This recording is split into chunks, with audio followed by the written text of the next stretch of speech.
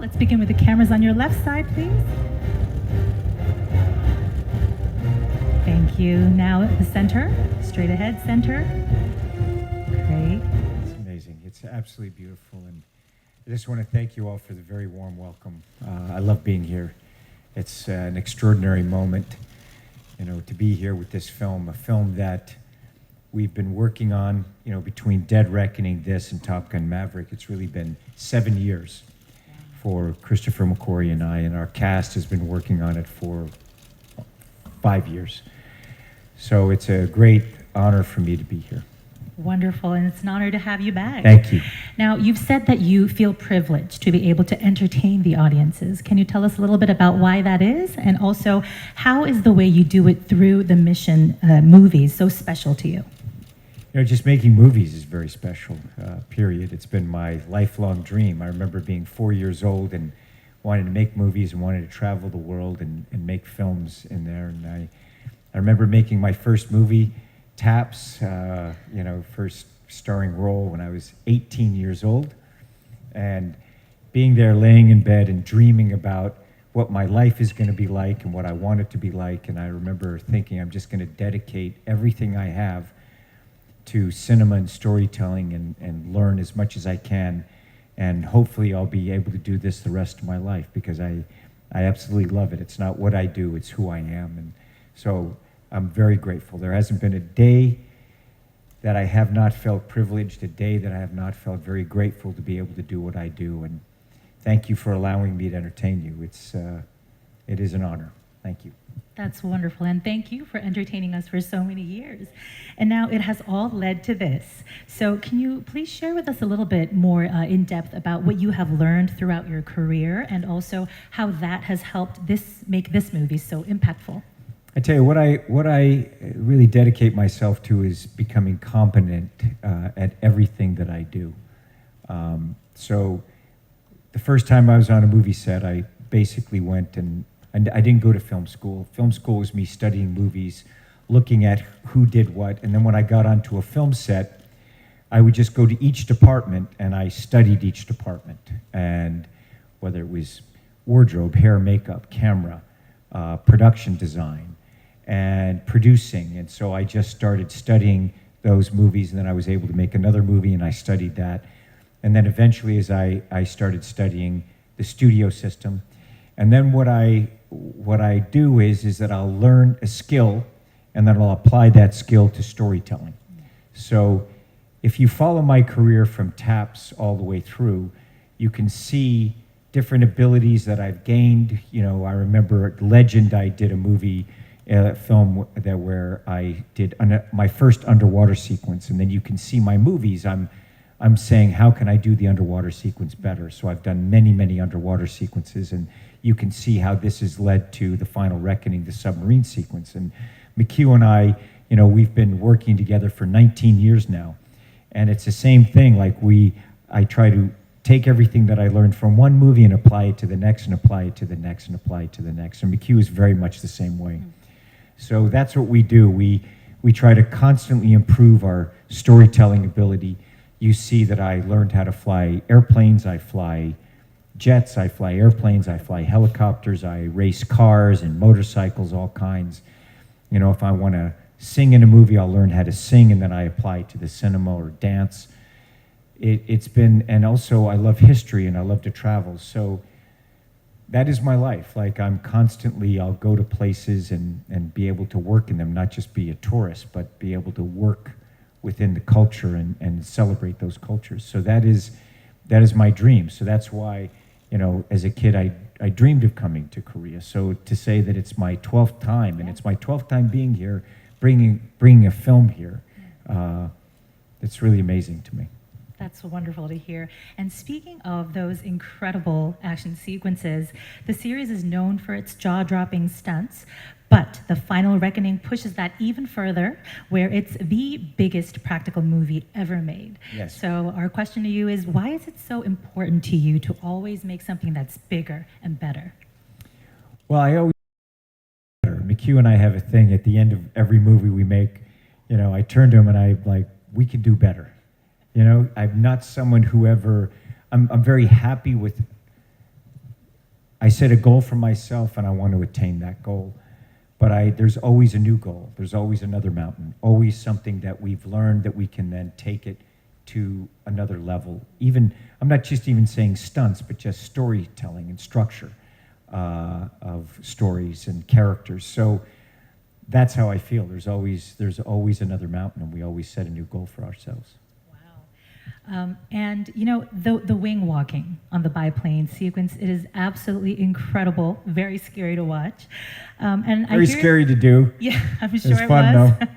And I hear that it was actually a particular childhood dream of yours. Can you tell us a little bit more about that? Many of these things, like McHugh and I will go back and forth, and our whole relationship is kind of just stories and one story to the next. And I remember seeing wing walking when I was a little kid, and I always wanted to do that. I remember being on the airplane, the side of the airplane.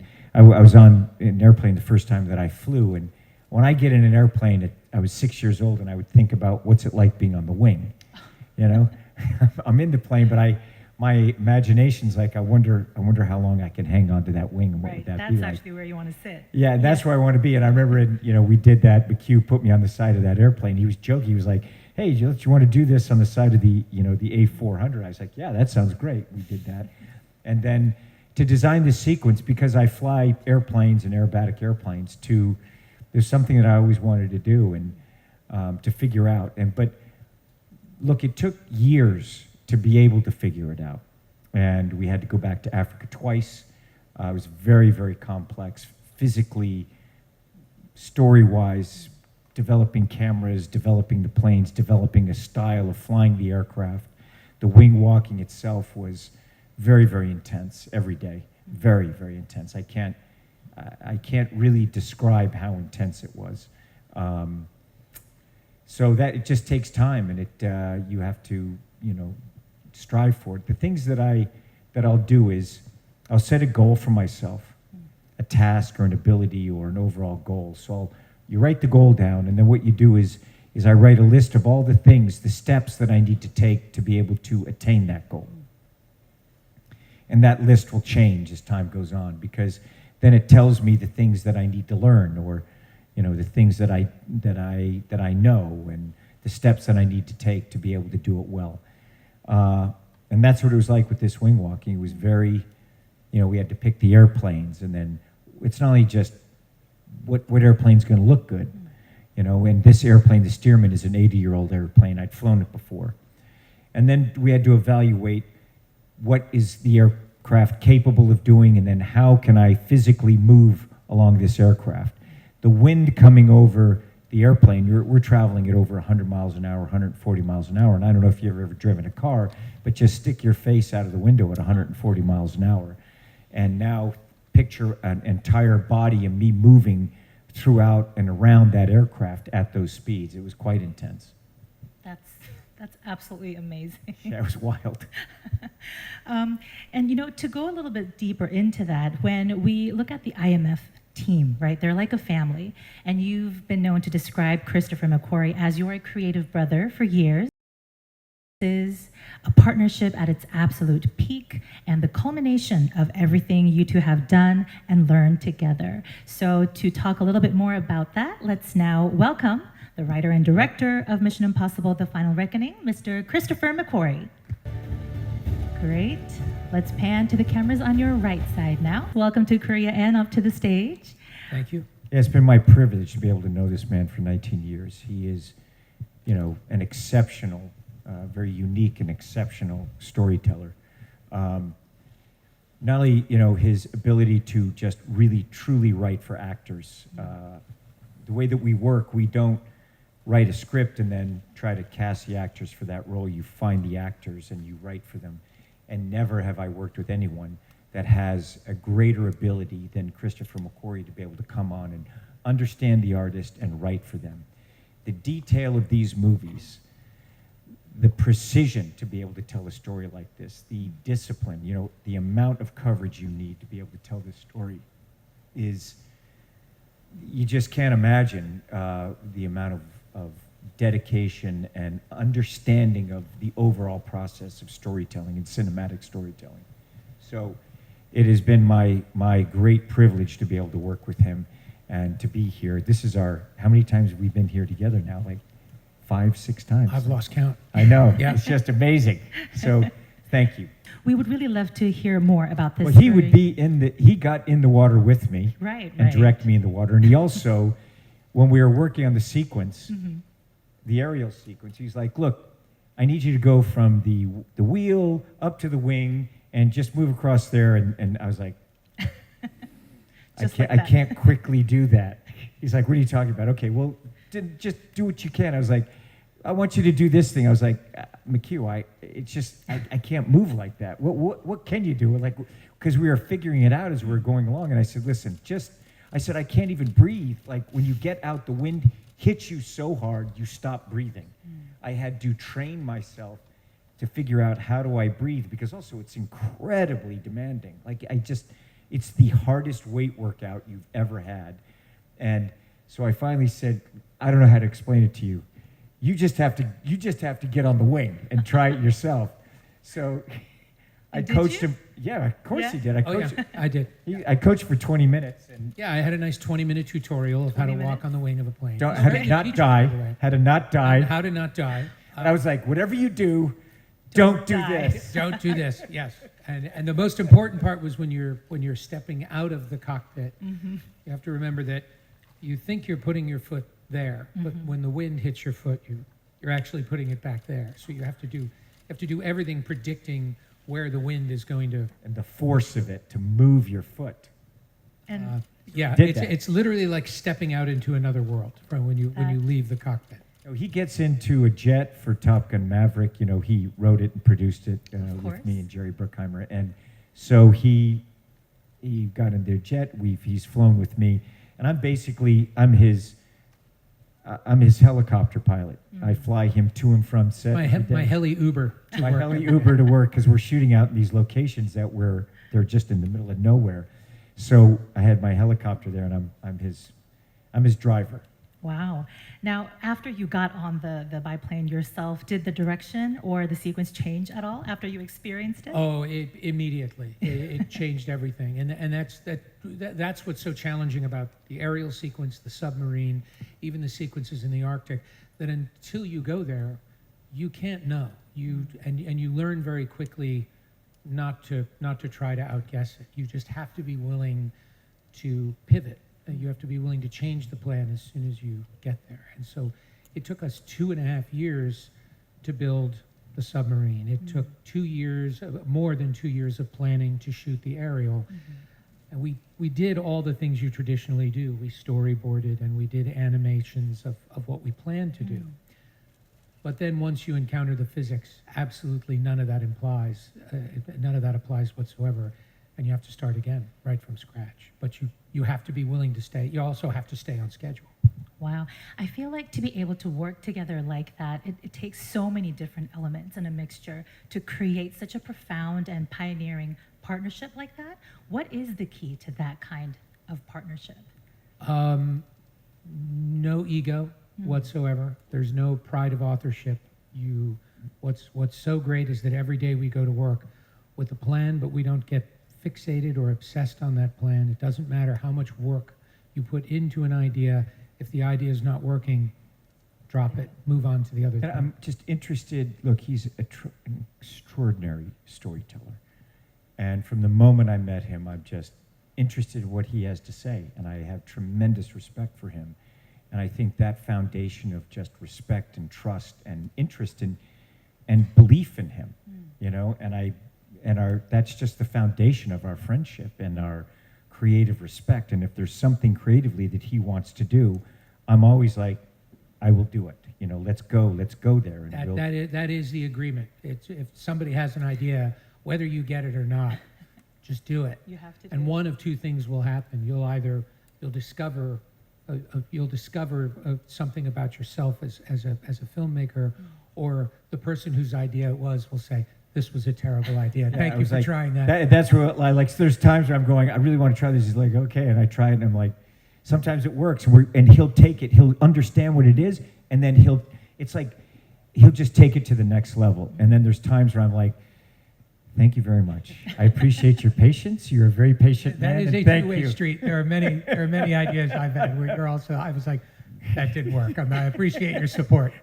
Sorry about that. We won't do that again. Yeah, but that's the fun of it. It's the joy of creating. It is the joy of Entertaining an audience. entertaining an audience and the joy of hanging out and being with him and creating together. It's like nothing is better. I love it. It's just so much fun. I think I speak for everyone around the world when I say we're so grateful for that friendship because we are truly entertained as audiences. And I want to ask you about the spectacular, to say the least, underwater sequence. You, as Tom mentioned, had to be in there in the tank and you had to communicate with sign language, as I know that you two came up together with yourself. My first question about that is, how scary was it? Terrifying. And I'm sure. I would say that the scariest part of it was the unknown, that we knew while we were planning it, that when we finally got there to shoot it, we, having learned from the aerial and from the Arctic and from other sequences, that we didn't know what we didn't know. And we were only going to find that out when we got there. That was very, very scary. And the other thing, and what's hard to express when you're watching it, is the mask that Tom is wearing is great for the camera. We can see his whole face, and you can see him from all directions, so it's very cinematic. It is not very efficient for breathing underwater. So Tom is breathing his own CO2, and he's becoming hypoxic as he's doing it. And that made the sequence very, very physically punishing for Tom. Wow. The weight of the suit, the wetness, like sometimes the suit weighed up to 125 pounds and I'm doing pull-ups and moving through it. So So when he's climbing around in the set, not underwater, there's no buoyancy. Right. It's like he's carrying weights on his back. It's Wow. extremely physically stressful. He's breathing his own CO2, and I'm trying to get the shots as quickly as I can to I'm get. breathing the oxygen in and then my air gets trapped in that mask and I'm constantly purging and he's directing the sequence. And, I mean, setting the cameras inside that, it was trying to figure, it was just like the equation, and I'm constantly trying to recover from the shots and be in a position where I can be there for him, and he's got to watch not only the shot, but he's got to watch me to make sure Right. I'm safe. And then we have to set the camera in such a way that wherever we set the camera, the set is rotating 360 degrees. So wherever you think Tom's going to be, he's only going to be there for a few seconds. Wow. And so each camera position took an enormous amount of time, and all of it involved risk. And when Tom puts the mask on, I have my first AD start a timer, and every 2 minutes, they're telling me 2 minutes in the mask, 4 minutes in the mask. All of that is adding up to the amount of CO2 that Tom is breathing, and how we have to get him out of the mask as quickly as we can. Of It's course, very I don't stressful. want to get out of the mask. I want to stay in there. So at a certain point, he's like, Do I cut? "Do I cut? You got to come out, Tom. Yeah. We're gonna." I'm like, you know. But he's right. And also now you have different particles in the water, massive missiles and structure that's there. So as I'm going into it, I'm looking at the shot. He and I will go through the cameras together. We're walking through and saying, okay, I'm looking at sharp places where I could get punctured, you know. And the set had its own, it became its own ecosystem. Once it started to rotate, it began raining inside the set, which creates an enormous amount of noise so no one can hear on the inside or outside the set. And it's creating currents and riptides. So Tom wants to swim in a straight line, but the set is sucking him into the most dangerous parts of the set. There are huge shelves with metal hinges. It's very dangerous. Yeah, where I didn't want to get trapped in there. So as I'm acting, there's also, people say, how do you do these things? Like there's cameras around.